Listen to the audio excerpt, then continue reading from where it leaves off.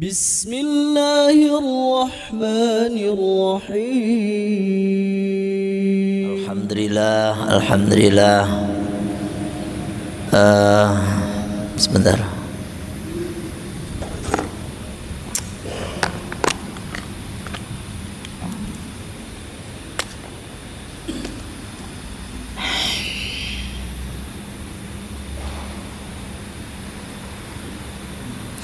Silakan dibuka, ya. Silakan dibuka bab sobar, hadis yang ke-6.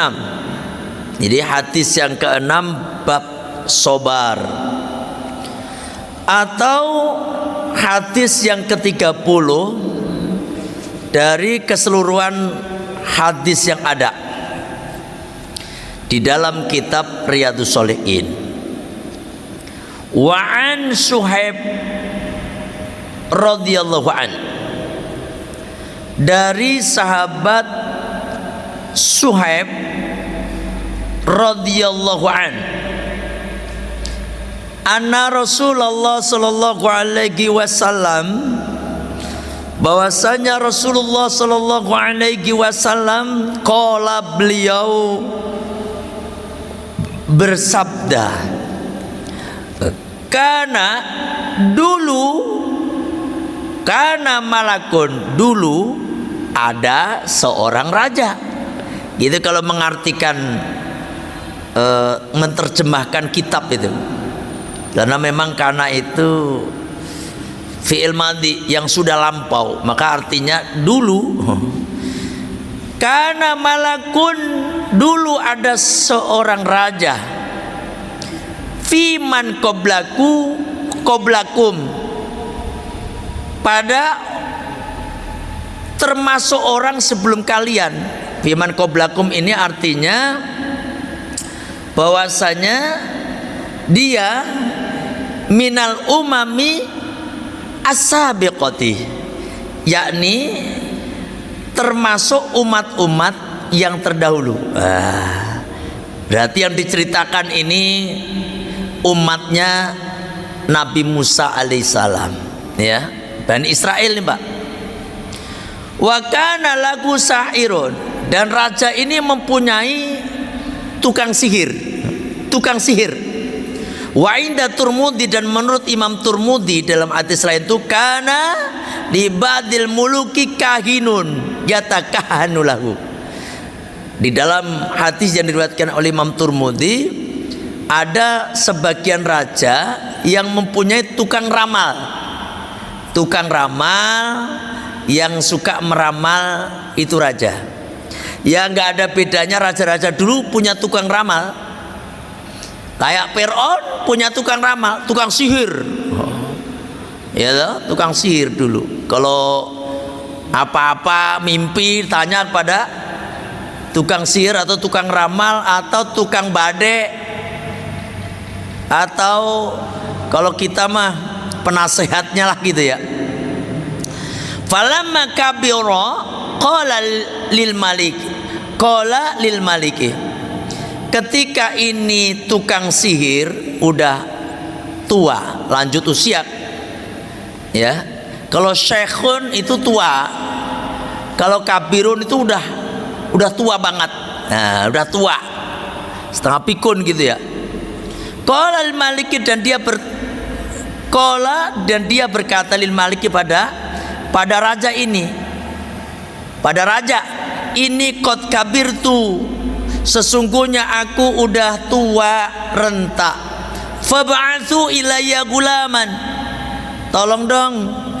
Fab'atsu ini arsala, tolong engkau mengutus, ya. Fab'atsu ilayya gulaman u'allimuhu as-sihra.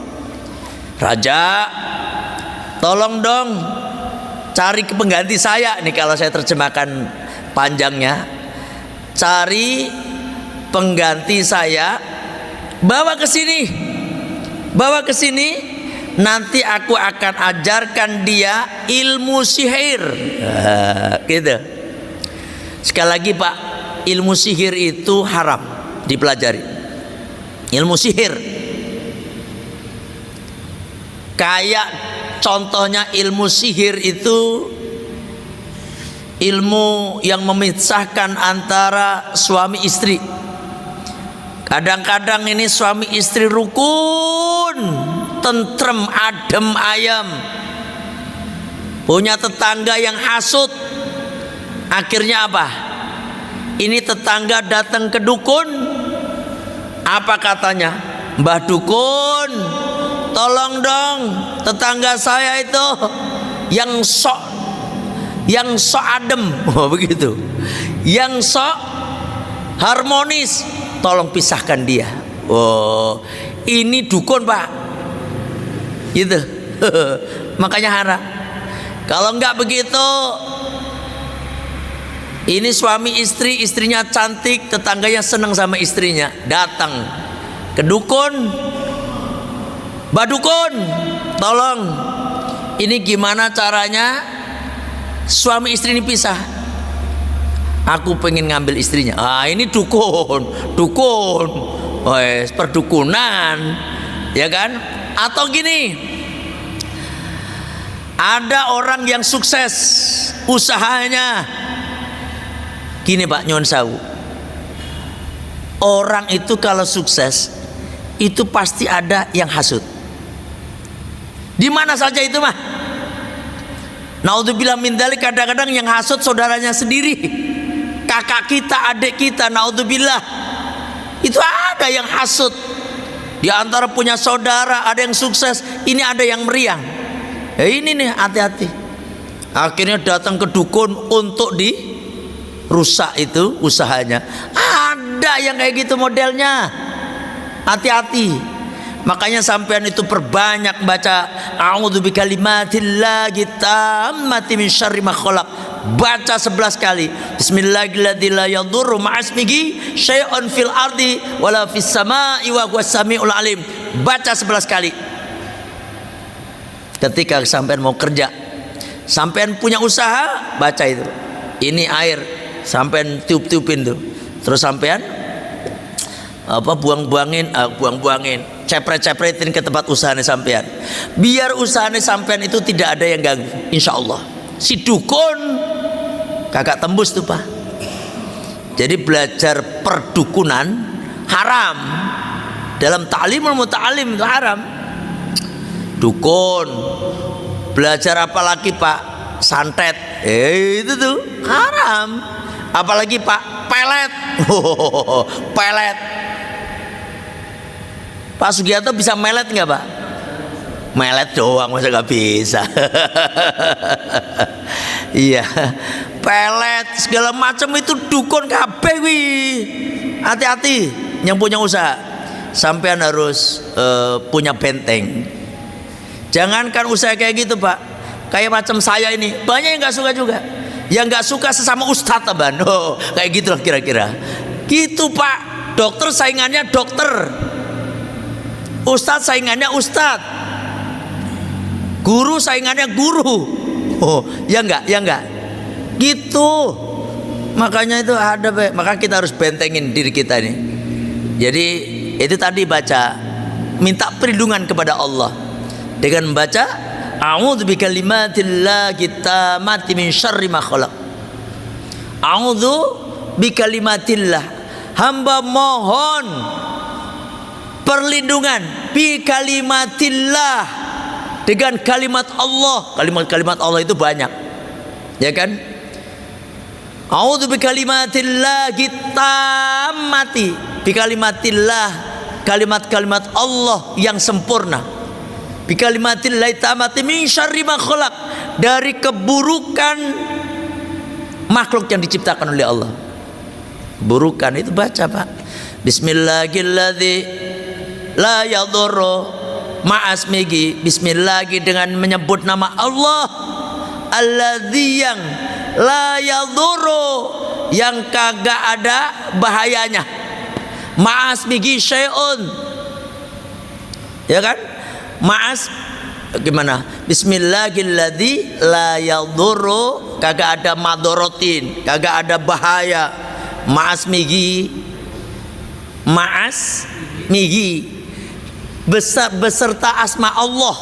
Asma Allah itu banyak, 99. Maas migi syai'un, sesuatu pun, fil ardi, di bumi, fil ardi wala fis sama, dan juga yang ada di langit. Kagak ngepek, gak akan pernah bisa mencelakakan kita, kagak pernah bisa membuat kita celaka, madorot yang lainnya. Masmihi wala fis sama wa samiul alim, dialah Allah as-sami', zat yang maha mendengar, al-alim, zat yang maha mengetahui. Kayak baca semuanya, baca itu manfaat gede itu. Makanya di dalam rotib itu semua ada. Rotibul kubro ada, ya toh, kita baca itu. Rotibul hadat ya ada, rotib aripai itu ada, ya toh. Ini tukang sihir, saya ngomongin sihir ini Pak, tukang sihir. Nah ini cerita si siapa, si tukang sihirnya. Raja, tolong dong carikan anak muda. Di sini disebutkan al-gulamu lughatan. Yang dimaksud dengan gulam di sini as-sabiyu minal fitomi ilal bulughi, yaitu anak kecil dari sejak apa fitom itu disapeh itu, disapeh sampai balik. Jadi masih kecil. Jadi kan anak kecil itu gampang diajari gitu Pak, daripada tua-tua. Kalau udah tua susah diajarin. Ya toh? Kalau anak muda itu, anak kecil itu ibarat mengukir batu. Susah memang, tapi kalau udah jadi itu susah untuk dihilangkan. Diukir kan. Tapi kalau ngajarin, kalau orang udah tua, model bapak-bapak ini, kita yang udah tua semua kayak gini lah. Kalau umur udah di atas 40 ini udah tua semua Pak ini. Ini seperti ibarat mengukir di atas air, kagak jadi-jadi. Hilang, bisa hilang, kagak jadi-jadi. Diajarin sekarang paham, pulang sebentar baik. Apa tadi ya? Lupa udah. Biasa udah tua, ya kan? Makanya ini tukang sihir milih, Raja tolong carikan anak muda. Anak muda itu masih kecil sampai dia balik sehingga gampang diajarin. Ini kelihatannya tukang sihirnya ini memang benar-benar ilmunya banyak ini mah. Ilmunya banyak ini. Fab'atha ilaihi gulaman yu'allimu, apa? Gulaman yu'allimuhu. Di mana ini raja mengutus kepada ini tukang sihir seorang anak, yu'allimuhu, agar anak itu, agar si tukang sihir itu mengajarinya. Wa kana, dan ada fi tariqin, di satu jalan, idza salaka, ketika dia berjalan, rohibun, itu ada seorang rohib Pak. Jadi gini, ini ceritanya udah belajar, si gulam ini udah belajar kepada si sahir, tukang sihir. Taruhlah kayak dari kampung saya Kerobokan, belajarnya di sini misalnya nih, di Masjid Lipo Cikarang Doang nih, berjalan, ya kan? Di tengah jalan ketemu seorang rohib.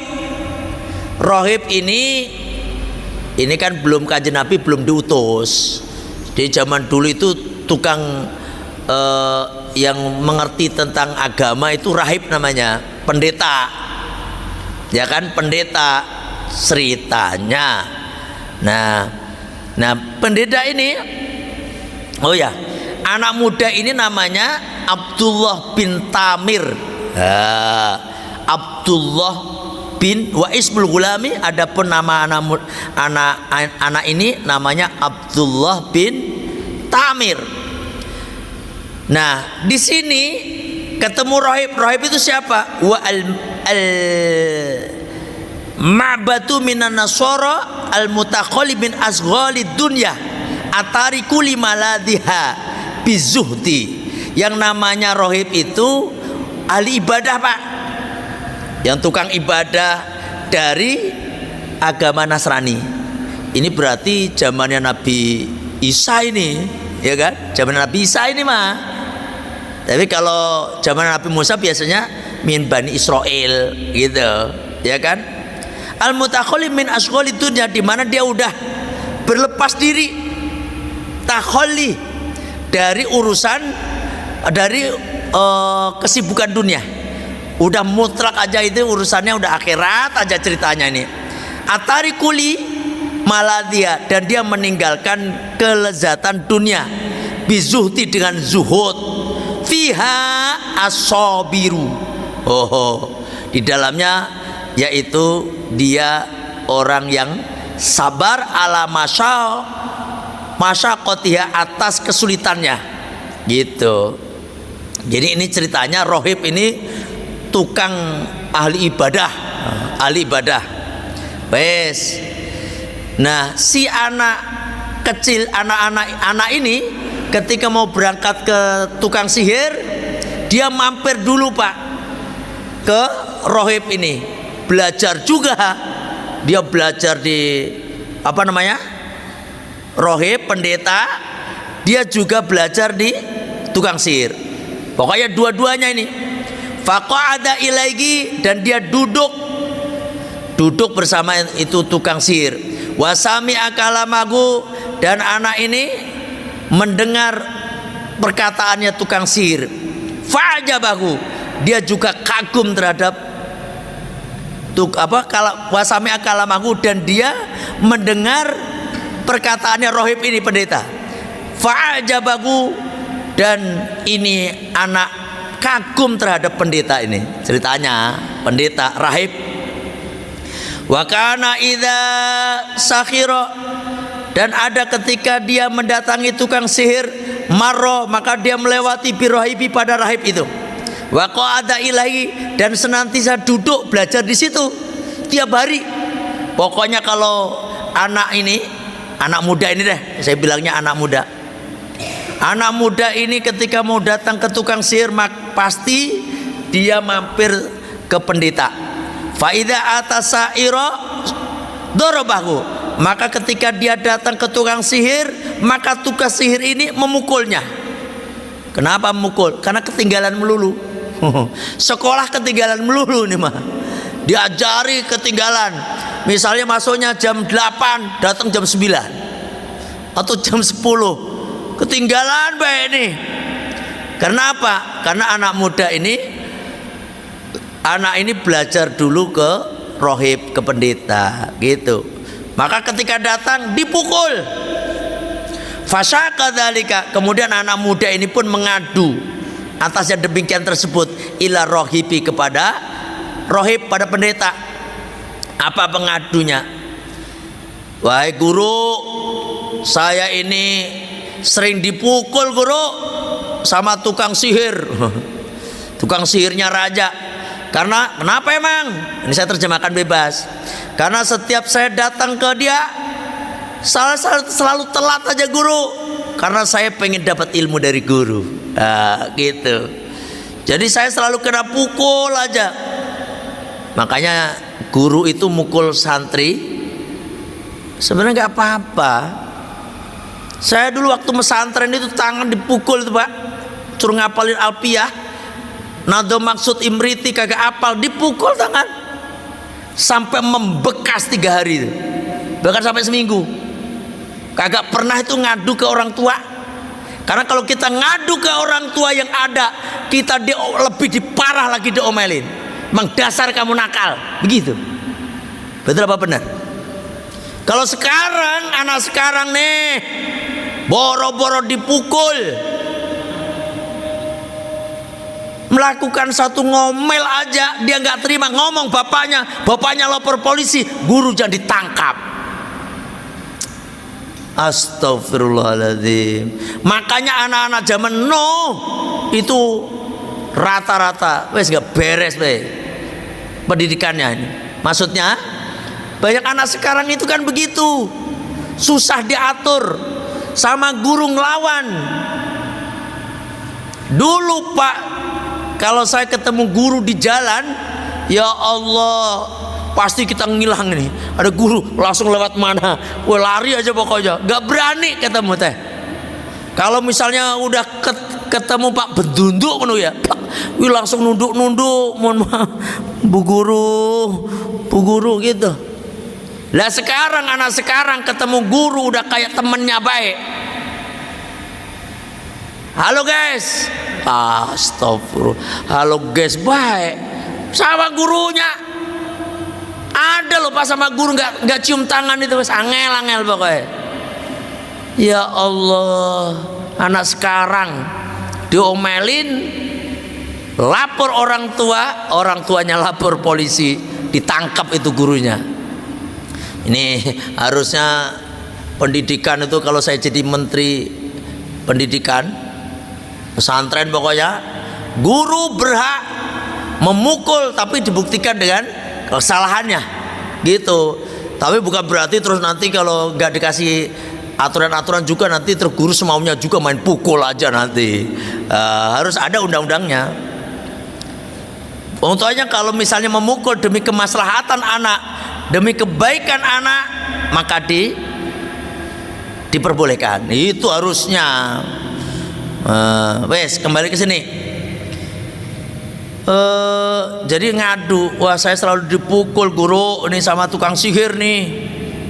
Faqala, si rahib ini berkata, pendeta ini berkata, idza khashita as-sakhira, jika engkau takut pada tukang sihir, fakul, maka katakan pada tukang sihir itu, habasani ahli, mohon maaf guru tukang sihir maksudnya, saya lagi sibuk dengan keluargaku, saya diperintah sama ibuku, saya diperintah sama bapakku. Itu kamu ngomong aja begitu biar kagak dipukul. Berarti ini bohong, mengajarkan bohong dong. Bohong untuk kemaslahatan lebih baik, tidak apa-apa gitu Pak. Bohong untuk kemaslahatan lebih baik, tidak apa-apa. Kemaslahatan yang lebih banyak maksudnya. Bohong itu ada 3 yang dihalalkan. 1, bohongnya lagi peperangan, ya kan? Lagi peperangan. Pertama, bohong untuk mendamaikan orang yang lagi berantem, yang lagi tidak omong-omongan. Sampean punya tetangga A, tetangga B, mereka lagi gontok-gontokan, mereka lagi diam-diaman, mereka lagi bermusuhan. Terus sampean datang ke si A, ini gak apa-apa bohong kayak gini modelnya Pak. Datang kepada si A, assalamualaikum, waalaikumsalam. A, ada salam dari B, padahal B kagak salam-salam acan. Ngomong kayak gitu gak apa-apa, sambil membawa jeruk, ngambil jeruk, bawa jeruk. B, ini datang ke B kan, ini salam dari datang ke si A. A tadi dapat salam dari B, dan ini saya didapatkan di B mengirimkan kesukaanmu jeruk 3 kilo. Nih gitu. Padahal itu yang beli dia sendiri, dia juga kagak dari B ini. Besoknya dia datang ke B, B ada salam dari A, ini apel kesukaanmu 3 kilo. Pokoknya ini si yang perantara ini kan bohong nih, tujuannya untuk mendamaikan si A sama si B. Kata si A, yang benar iya. Kata si B, yang benar iya. Terus gimana dong? Dia pengen minta maaf, tapi syaratnya dia jangan di rumah masing-masing, di rumah saya. Makanya nanti minta maaf, ketemuan, kita atur janji ketemu di rumah saya, nanti saling maaf-maafan. Oke. Akhirnya nanti kalau ketemu langsung salaman aja, salaman rangkulan, udah kayak terjadi nggak terjadi apa-apa. Akhirnya betul Pak, salaman rangkulan, diatur skenarionya sama orang ini. Ini bohong Pak. Bohong yang model seperti ini dihalalkan untuk mendamaikan orang yang lagi bermusuhan. Yang kedua, lagi perang, atau lagi ada orang yang mau menghabisi nyawa seseorang, padahal orang ini kagak belum tentu kebenarannya. Kayak misalnya si Z datang ucuk-ucuk bawa pedang Pak ke kita. Kata si Z, Pak, tahu nggak rumahnya Pak Ahmad? Pak Ahmad siapa ya? Pak Ahmad Zainal. Padahal Ahmad Zainal tetangga kita. Dia nggak tahu. Dia kan nggak tahu. Emang kenapa Pak? Gua mau bunuh dia. Dia udah bawa apa namanya? Golok. Gua mau bunuh. Sampean wajib berbohong di situ. Wajib bohong. Ahmad Zainal. Saya gak kenal tuh nama itu Pak. Gak kenal, saya plus. Mungkin gak, dia mah tinggalnya katanya di Lipo. Liponya kalau rumahnya Pak RW itu apa namanya? Di Jardin ya. Di Jardin. Oh kagak kali, salah kali. Lipo luas Pak. Salah kali. Pada tetangga kita. Bohong yang model kayak gitu gak apa-apa. Kalau sampean jujur, sampean membunuh orang, ikut bunuh orang juga. Siapa Ahmad Zainal? Oh tetangga saya Pak, itu tuh cat yang hijau itu. Wah, angel. Nah kalau kayak gitu mah sampai jadi pembunuh juga ujung-ujungnya. Yang ketiga yaitu jujur. Kita boleh bohong antara suami istri dalam hal-hal untuk kemaslahatan keduanya, suami istri. Jangan terlalu jujur. Istri masak, keasinan, jangan ngomong asin. Gimana Mas masakannya Mas? Oh enak pol mah, aduh enak pol, enak. Padahal asinnya minta ampun. Nah itu bohong, model kayak gitu nyenengin istri, nggak apa-apa, ya kan? Gimana ya masakan mama nih? Spesial. Kelihatannya kagak ada masakan model kayak begini. Emang nggak enak. Tapi jangan ngomong nggak enak, ya kan? Ayo mas, makan yang banyak. Saya tadi mohon maaf, tadi saya kira mama kagak masak, saya makan di warung, begitu, mohon maaf. Tapi memang biasanya tetap aja salah sih kita ini sebagai laki-laki. Makan di warung, udah tahu punya istri, kayak gak punya istri. Itu istri, ada nggak yang datang kayak begitu ya? Enggak banyak aja. Gitu ya. Jadi menyenangkan istri, dah itu. Atau menyenangkan suami. Suami pengen ngasih hadiah ulang tahun pada istrinya. Dia namanya laki-laki Pak, jarang belanja kecuali saya. Saya emang julu purchasing, saya tukang belanja kayak Pak Akib ini beli Nah, rata-rata laki-laki kan jarang belanja. Agak paham ini keinginan selera istri, belilah baju, ternyata bajunya warnanya norak. Warnanya norak, dikasihkan, mah selamat ulang tahun, happy birthday to you. Nah ini hadiah mah, astagfirullah. Istrinya ngeliat, dalam hati, ini baju norak amat gitu, tapi dalam hati alhamdulillah ya, terima kasih my darling, my honey. Kira-kira begitulah, nyenengin suami, seneng. Padahal dalam hati, ini baju emang berapa harganya mah? Berapa harganya ya? Ini harganya 300.000, padahal harga di Shopee 50.000. Kemahalan Pak, ceritanya kemahalan. Ya Allah, istri harus tidak menampakkan mahal banget. Enggak begitu. Di Shopee ya, ini yang begitu. Tetap nih, alhamdulillah ya, emang harganya, emang udah harganya ya, ini bagus bah. Terus dipakai aja itu baju, siang malam dipakai, tidur dipakai, saking biar cepat habis. Ya Allah, sekali lagi menyenangkan antara suami istri untuk hal-hal kerukunan diperbolehkan. Itu 3 yang diperbolehkan. Ini hobi apa tadi ya? Sedikit lagi ya. Wa idza khasita ahlaka faqul habasani as-sahir. Jika engkau takut pada keluarga, maka ngomong aja, tukang sihir udah menyibukkanku, menahanku, saya disuruh banyak pelajaran gitu. Ini bohong ceritanya Pak. Insya Allah nanti kita lanjutkan. Ini udah jam 9 lebih 2 menit. Nanti kita lanjutkan minggu depan. Ini panjang ini Pak ceritanya, ini tukang sihir ini. Ya Allah, panjang. Wah, panjang ini Mas. Nggak apa-apa, sedikit-sedikit. Intinya mah judulnya sabar aja ini mah. Ya toh? Terus ngaji itu jangan pengen cepat selesai. Emang kuliah.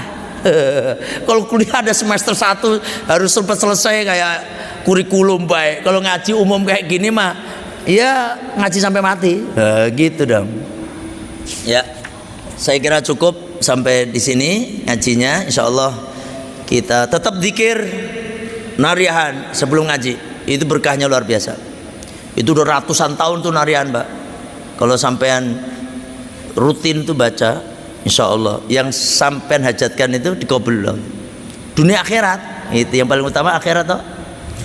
Kita tutup dengan baca Sayyidul Istighfar. Bismillahirrahmanirrahim. Allahumma anta rabbi la ilaha illa anta khalaqtani wa ana abduka wa ana ala ahdika wa ahdika mastata'tu a'udzubika min syarri ma sana'tu abu laka bi ni'matika alayya wa abu bi dzambi faghfirli fa innahu la yaghfiru dzunuba illa anta astaghfirullahaladzim astaghfirullahaladzim astaghfirullahaladzim subhanaka Allahumma wa bihamdika asyhadu an la ilaha illa anta astaghfiruka wa atubu ilaik. Alhamdulillah, mohon maaf kalau ada kekurangan, ada kekhilafan. Wallahul muwaffiq ila aqwamit thoriq.